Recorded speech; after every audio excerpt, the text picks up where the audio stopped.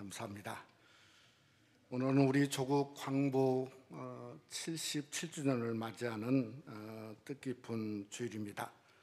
정말 우리가 잘 알듯이 36년 동안 일제의 강점기는 우리 민족의 땅뿐만 아니라 글, 또 우리의 성, 이름까지, 심지어 나라의 혼까지도 강탈당한 치욕의 역사였습니다. 광복이 되어진 1945년 당시에 우리 국민 1인당 총 소득이 얼마였냐면 50달러였다고 그럽니다.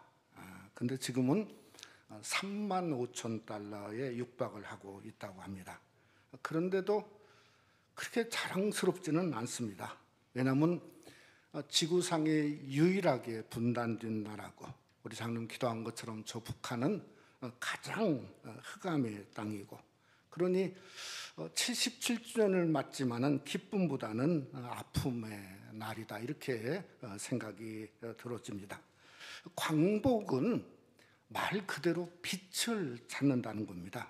77년이 되었는데 빛을 찾기보다는 더 어두워지고 있죠. 그러니까 세상의 빛으로는, 어떤 권력과 힘으로는 광복을 이룰 수 없다 하는 것이 77년의 생각입니다.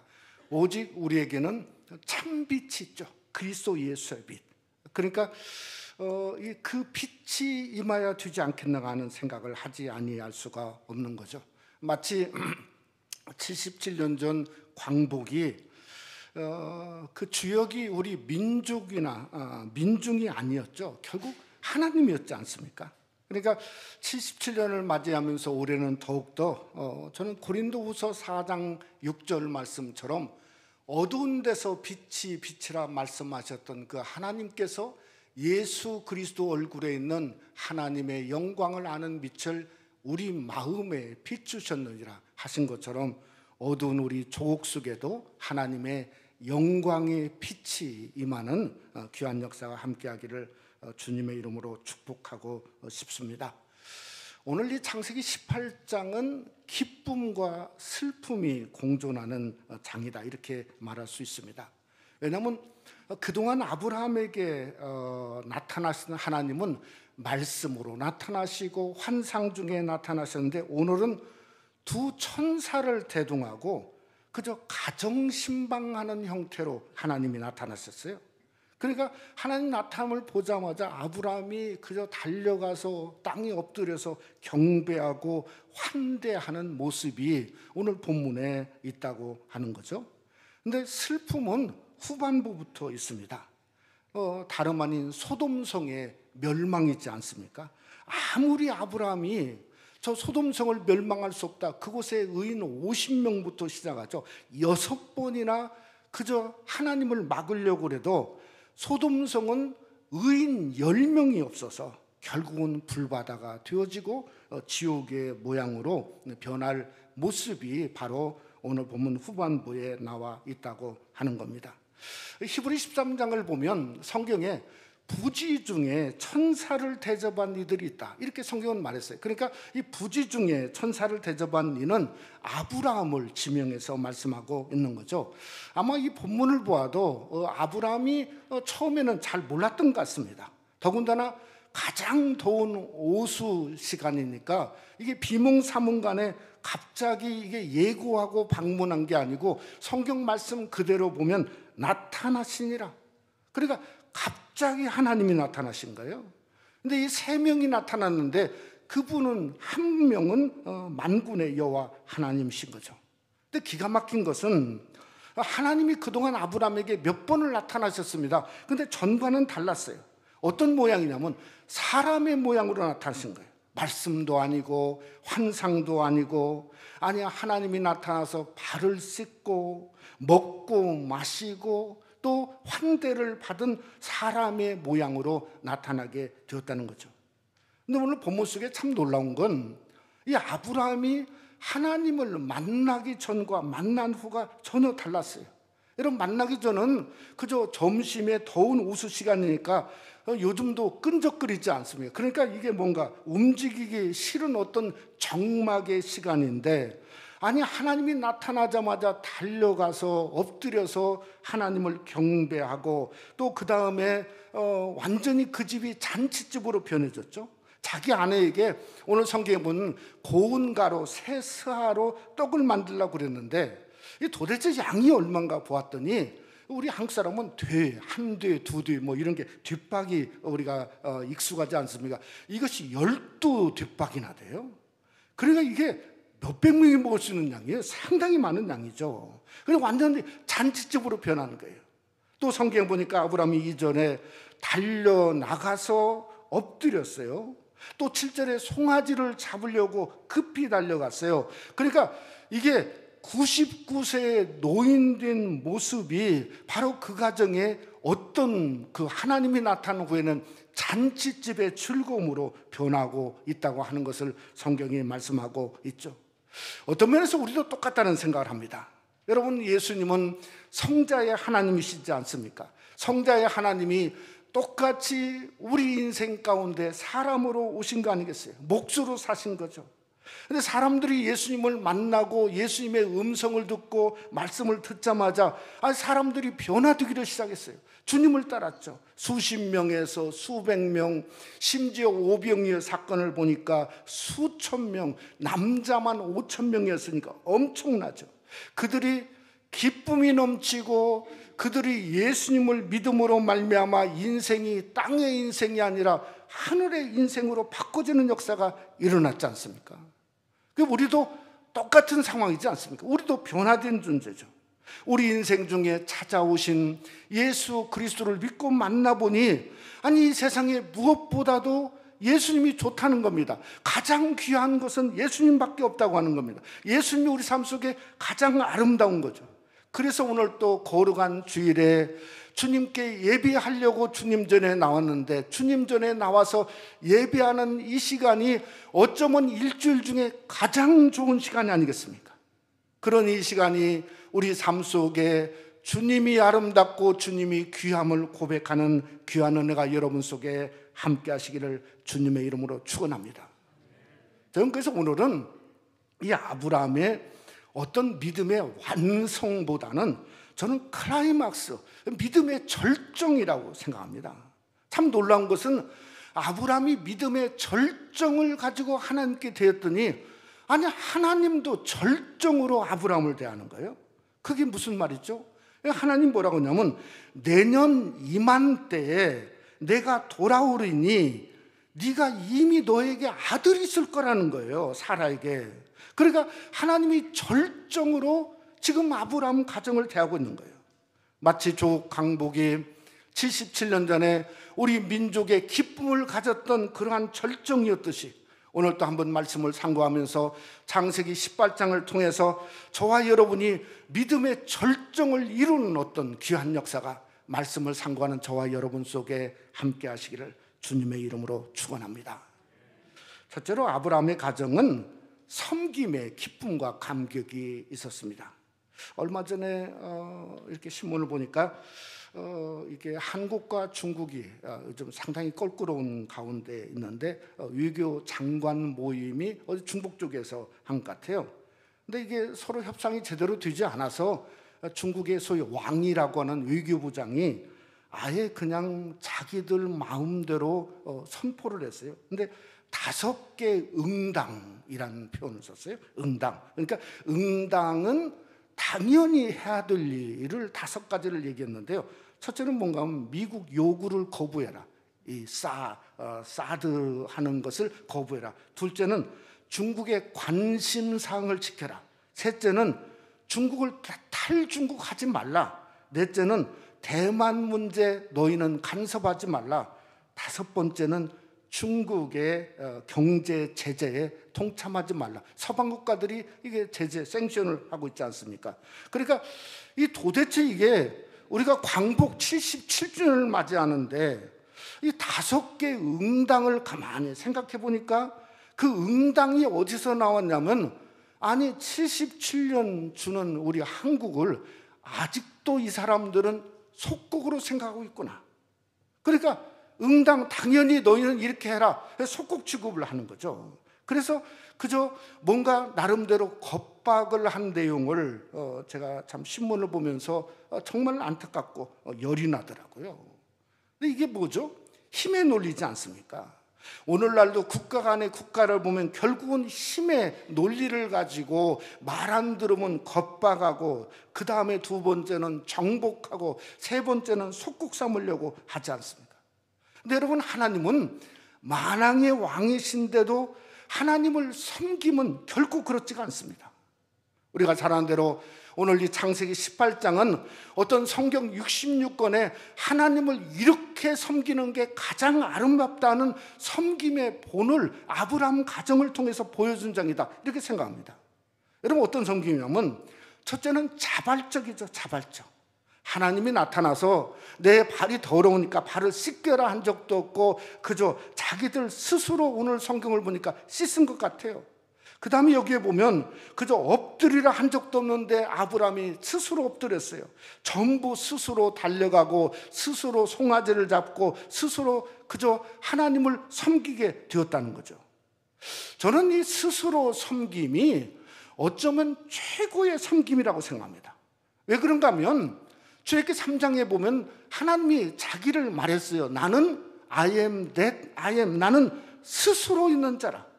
그러니까 우리 삶 속에 가장 선한 욕구는 뭔가 하면 자발적으로 하나님을 섬기고자 하는 욕구가 가장 하나님을 닮는 섬김이라 생각할 수 있다는 거죠. 그러게 여러분, 섬기고 싶을 때 주저하지 말고 그냥 섬기세요. 뭔가 앞뒤 재고 또 방법 재고 그러면 때를 놓칩니다. 우리가 팬데믹을 통해서 느끼는 게 뭡니까? 아니, 때가 막혀지면 아무리 섬기려고 해도 섬길 수가 없는 거예요. 내가 주님 앞에서 그저 성전에 나오고 싶으면 정말 어떤 모양으로 성전에 나와 예배하면 돼요. 예물 드리고 싶으면 다른 거 생각하지 말고 그저 하나님 앞에 예물 드려. 전부가 하나님 거 아닙니까? 내가 주님께 봉사하고 싶으면 눈치 보지 말고 하나님 안에서 어떻게 하면 내가 섬길까? 이것이 하나님 닮는 성도의 스스로의 섬김이 우리 새생명 성도들의 섬김이 되시기를 주님의 이름으로 축원합니다. 두 번째는 기쁨이라고 생각합니다. 여러분, 아브라함도 아내 사라도 하인도 기쁘니까 하지. 아니, 요즘에 무더울 때 한번 생각해 보세요. 그 팔레스타인의 무더움이 얼마나 대단했겠습니까? 아니, 100인분의 음식을 만드는 몇 명밖에 안 되는데 이건 억지로 못하는 겁니다. 여러분, 99세 노인도 달려가는, 주님을 위해서 섬기기에 달려가는 그 기쁨, 그 웃음이 결국은 이삭을 낳지 않았습니까? 우리 성경에도 보면 누가복음 19장에 삭개오가 생각납니다. 여러분, 삭개오를 생각해 보면 아니, 세리장이고 부자였지 않습니까? 예수님을 만나려고 성경에 달려갔지 않습니까? 사람이 하도 많으니까 어디에 올라가죠? 뽕나무 속에 올라가는 거예요. 그래서 예수님이 삭개오를 오려다보면서 하는 말이 내가 오늘 내 집에 유하야 되겠다. 그랬더니 누가복음 19장 6절 말씀해 보니까 급히 내려와 즐거워하며 영접했다 말했어요. 그러니까 즐거워했다고 하는 것은 뭔가 기쁨으로 그저 영접한 것은 섬김을 성경에서 말씀하고 있다고 하는 거죠. 그러니까 주님이 내 집에 구원이 임했다고 성경은 말씀하고 있는 거예요. 어떻게 하든지 우리 삶을 통해서 하나님을 섬기되 기쁨으로 섬기고 중심으로 섬기고 넘치는 그 하나님의 은혜를 감격하면서 섬기는 귀한 역사가 함께하기를 원합니다. 세 번째는 최선이라고 생각해요. 오늘 여기 성경을 보면 양이면 양, 아니면 질이면 질, 심지어 그저 송아지 스테이크까지 아니 거기에 갖춰서 대접을 했단 말이에요. 그러니까 참 이게 그 섬김이 참 놀랐습니다. 그런데 더 놀라운 건 뭔가 하면 한 사람만 섬긴 게 아니에요. 아브람과 사라와 하인들 모든 가족, 특별히 부부의 섬김이 정말 그 최선이 아름답다고 생각해요. 어쩌면 하나님은 어떤 우리의 최대 양을 받는 것도 아니고 어쩌면 최고 좋은 것을 받는 것도 하나님이 기쁜 거 한 것이 아닌 것 같습니다. 하나님 뭘 원하시냐면 최선을 원하시는 거예요. 여러분 마가복음 12장을 보니까 가난한 과부의 두 랩돈 얘기가 나오지 않습니까? 하나님께 드렸죠. 근데 이 랩돈, 두 랩돈이 요즘 말로 말하면 일불이에요. 일불. 하나님 앞에 일불 드린 것을 하나님은 기뻐하셨어요. 왜냐하면 그게 최선이기 때문에 그래요. 오늘 성경도 마찬가지죠. 아브라함 부부의 최선을 보고 하나님은 최고로 그 가정에 베푸신 거죠. 우리도 최선을 다해서 주님 앞에 드림으로 최고를 경험하는 귀한 은혜가 여러분 속에 함께 하시기를 주님의 이름으로 축원합니다. 우리가 한번 생각해 볼 것은 이삭이라고 하는 엄청난 응답은 섬김 전에 왔던 게 아니고 섬김 후에 왔던 거예요. 그러니까 이삭을 응답받고 낳고 난 다음에 잔치를 벌인 것이 아니고 섬기고 나서도 1년 후에 섬김 후에 그 놀라운 축복의 역사가 일어난 거죠. 이것은 우리에게 무엇을 말하냐면 먼저 섬기라는 거예요. 먼저 섬기라. 우선적으로 섬기라는 거예요. 우리가 너무나 잘 아는 마태복음 6장 33절 말씀에 보면 이런 말을 하죠. 그런즉 너희는 먼저 그의 나라와 그의 의를 구하라. 그리하면 이 모든 것을 너희에게 더하시리라. 그러니까 저와 여러분의 삶 속에 어떻게 하든지 먼저 섬기는데 진짜 어려울 때 먼저 섬길 수 있는 게 참 믿음 같습니다. 제가 1995년도에 멤피스 테네시 개척교회 하면서 작은 시골에 테네시 작은 멤피스에 이 개척교회가 쉽지가 않더라고요. 근데 그때 행했던 한 가지 지금도 참 잘했다 생각하는 건 뭔가 하면 교회가 재정적으로 어렵고 힘들 때 그때 선교의 문을 열었어요. 중복 선교의 문을. 그게 교회에 있는 참 필요한 것들 장로님이 참 잘하셨던 것 같아요. 그걸 해가지고 선교의 문을 갔다 오면 선교도 넉넉하게 되고 그것뿐만 아니라 하나님이 그 다음부터 조금씩 부흥하게 하시고 부흥하게 하시는 더함의 역사를 경험하게 된 거예요. 그러니까 여러분 우리 삶이 쉽지 참 이렇게 쉬운 게 아니지 않습니까? 그런데 힘들고 어려울 때 주저하지 말고 먼저 섬기시기를 주님의 이름으로 축원합니다. 먼저 예배하고 먼저 섬기고 먼저 섬김을 통해서 이 아브라함의 믿음의 절정이 되어지는 섬김법이 먼저 섬기는 거죠. 여러분 우리가 최선을 다해서 하나님 앞에 섬김으로 정말 최고를 여러분의 삶 속에 경험하는 귀한 축복이 함께 하시기를 주님의 이름으로 축원합니다.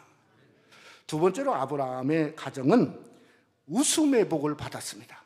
저는 창세기 18장에 아브라함과 19장에 나오는 아브라함의 조카 롯과의 섬김을 한번 비교해 볼 필요가 있다는 생각을 합니다. 근데 여러 가지 차이가 있어요.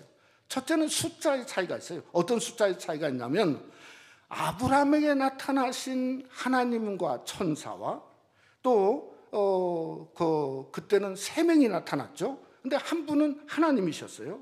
근데 롯에게는 2명이 나타났어요.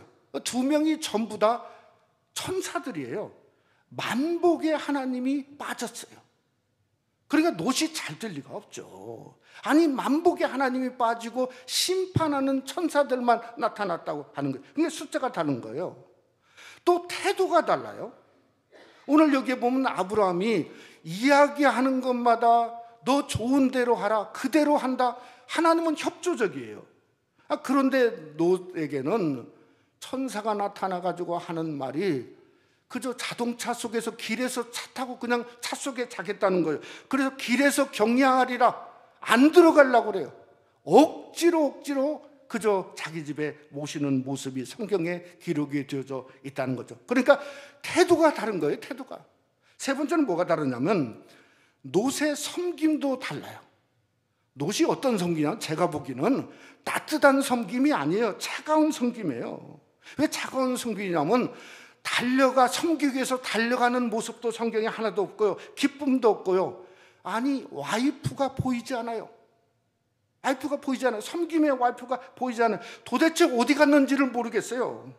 롯이 천사를 대접을 하는데 19장 3절 말씀에 보면 이렇게 성경은 말하고 있어요. 놋이 그들을 위하여 식탁을 베풀고 무교병을 구우니 그들이 먹으니라. 참 기가 막혀요. 무교병을 구웠다는 게 그게 기가 막혀요. 아브라함은 살찐 송아지, 기름진 우유, 아니 이런 것들을 주는데, 아니 무교병이 성경에 어디서 나오죠?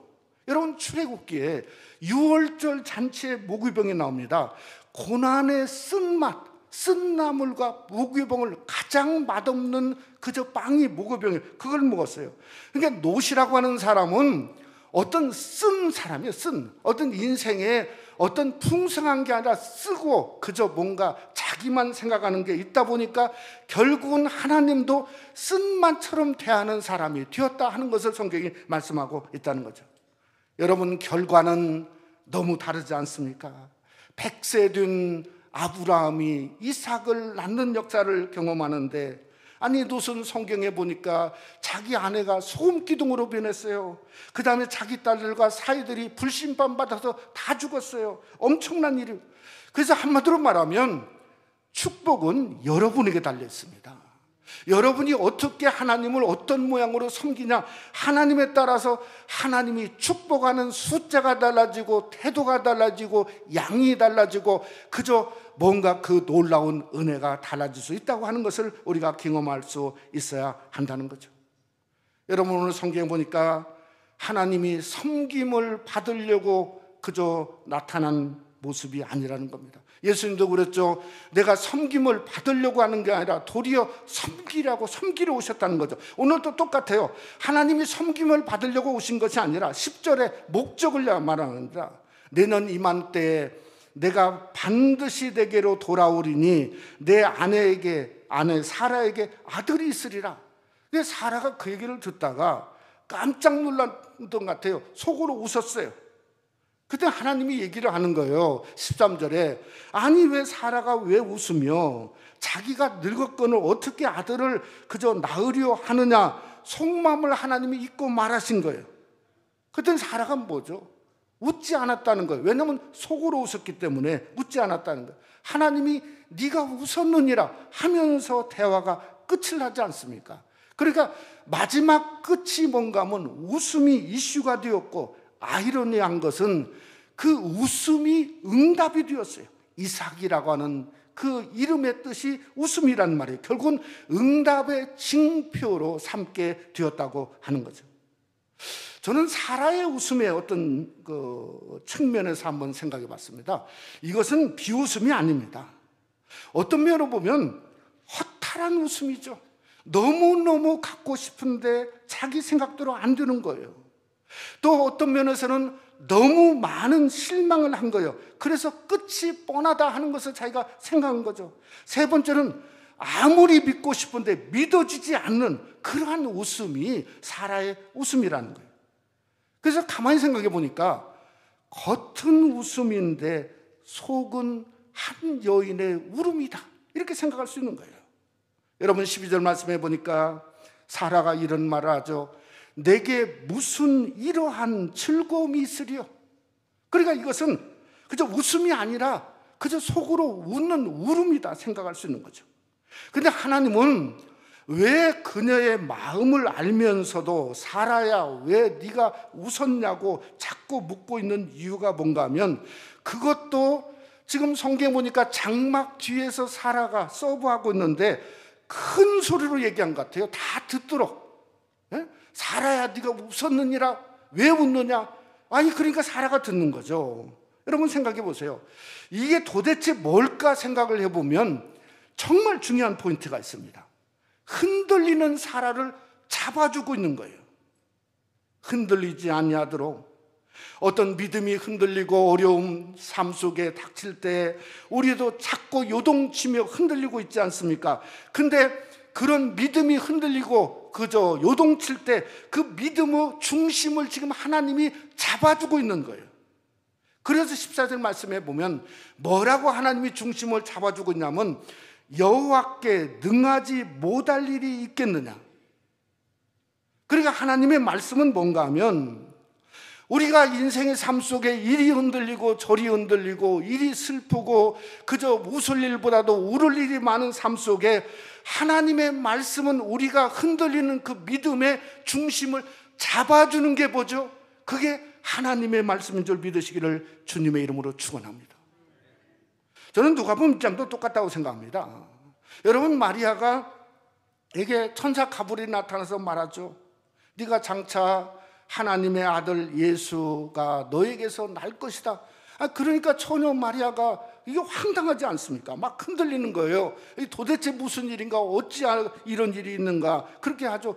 근데 말씀으로 중심을 잡아주는 거예요. 말씀으로. 너무 누가복음 1장 30절 38절에 보면 천사가 이렇게 말합니다. 대저 하나님의 말씀은 능하지 못하심이 없느니라. 마리아가 이르되 주의 여종이오니. 한번 우리 다 같이 하죠. 말씀대로 내게 이루어지이다 하며 천사가 떠나니라. 아니, 중심을 잡아주는 거예요. 그러니까 뭐가 남냐면 말씀의 능력만 남고 뭐가 남냐면 웃음만 남은 거예요. 웃음만. 우리도 섬기다 보면 인생의 삶 속에 어렵고 힘들지만 그래도 일어나서 내가 섬기야지, 그래도 일어나서 내가 주님을 예배하지 하다 보면 아니 인생의 울음이 어느덧 사라지고 기억이 안 나요. 뭐만 남냐면 웃음만 남아요. 그래서 이삭의 뜻이 웃음이란 말이에요. 그러니까 웃음만 남는 거예요. 그것이 좋으신 하나님이죠. 여러분, 팬데믹이 은혜 중에 지나가고 있는 게 너무 감사하지 않습니까? 우리가 한번 돌이켜 봐야 됩니다. 지난 그저 2년, 3년이 넘도록 우리가 하나님을 섬기려고 그러는데 제대로 못 섬겼지 않습니까? 그 공백 백흉의 시간을 어떻게 하실래요? 다시 섬기기를 시작해야죠. 다시 하나님 안에서. 어떻게든 내가 정말 아브라함처럼 예배로 섬기고 말씀으로 섬기고 이사야 61장의 말씀처럼 죄가 기쁨이 되어지고 슬픔이 찬송이 되어지고 근심이 의의 나무가 되어지는, 그래서 우리의 울음은 지나가고 그저 어느덧 보니까 내가 남는 것은 겉도 웃음이요 속도 웃음이 되어지는 진정한 이삭을 여러분의 삶 속에 아름다운 섬김으로 경험하는 귀한 축복이 함께 하시기를 주님의 이름으로 축원합니다. 말씀을 맺고자 합니다. 참 지난 주간에 믿겨지지 않는 뉴스가 이 얼반 지역을 사는 우리에게 강타를 했어요. 이 지역의 피부과 의사 아주 가까운 곳에 있는 여자분이 남편에게 드레이노라고 이게 그 하수구라든가 이렇게 뚫는 거 있잖아요. 막힌 거 뚫는 거, 그걸 음료수에 타는 사진을 보면서 정말 저도 깜짝 놀랐어요. 아니, 세상에 이런 것도 있구나. 근데 이게 남편이 CCTV를 설치해가지고 그게 밝혀졌다고 합니다. 근데 이게 영상이 사진이 있으니까 팩트죠. 뭐 어떻게 할 수가 없는 거죠. 근데 팩트만 있는 게 아니라 추수도 있지 않습니까? 진실. 수년 동안 부부가 얼마나 싸우고 얼마나 힘들고 얼마나 아프고 얼마나 비터니스, 얼마나 아프고 힘들었으면 그 추수는 더 참혹하다 하는 생각을 할 수밖에 없다고 하는 거죠. 여러분, 아브라함의 가정도 오늘 이게 18장만 보면 이렇게 아름다운 섬김인데, 여러분 그런 그 가정이 아브라함의 가정도 쉽지가 않았죠. 16장에 보세요. 하갈 때문에 이스마엘이 낳자마자 오죽했으면, 그저 사라가 그러지 않습니까? 내가 받는 모욕은 당신이 받아야 옳도다. 그랬더니 남편 아브라함이 하는 말이 네 눈에 좋은 대로 행하라. 그래서 학대했지 않습니까? 그러니까 그 가정도 쉽지 않았다는 거죠. 그런데 17장에 하나님이 나타나서 하나님의 음성을 듣고 아브라함도 웃었고, 18장에 그저 사라도 하나님의 음성을 듣고 웃었다는 거예요. 저는 무슨 생각을 하냐면 하나님을 섬기다 보니까 힐링의 역사가 일어나는 거예요. 힐링의 역사. 그게 팩트예요. 이게 웃음이 팩트예요. 힐링의 역사가 일어나는 거예요. 하나님을 섬기다 보니까 웃을 수밖에 없는 팩트가 일어난 거예요. 그러면 진실은 뭘까요? 진실은. 저는 진실은 히브리서 11장 11절에 있다고 생각합니다. 거기에 보면 믿음으로 사라 자신도 나이가 많아 단산하였으나 잉태할 수 없는 힘을 얻었으니 이를 약속하신 이를 미쁘신 줄 알았습니다. 그러니까 추루스는 믿음이었다. 믿음의 섬김이었다는 거죠. 여러분, 우리가 인생을 살면서 우리 삶 속에 각자가 여러 모양의 아픔이 있습니다. 근데 우리도 그 팩트를 뛰어넘는 진실이 있어야죠. 뛰어넘지 않는 거예요. 어려움 속에서도 뛰어넘고 하나님 바라보고 섬겨서 사라처럼 믿음으로 하나님을 어려움 속에도 믿었더니 응답받는 역사가 우리 삶 속에 일어남으로 말미암아 내 속에 남는 것은 웃음이고 믿음밖에 없다. 그것이 팩트고 트루스가 될 수 있어야 된다는 거죠.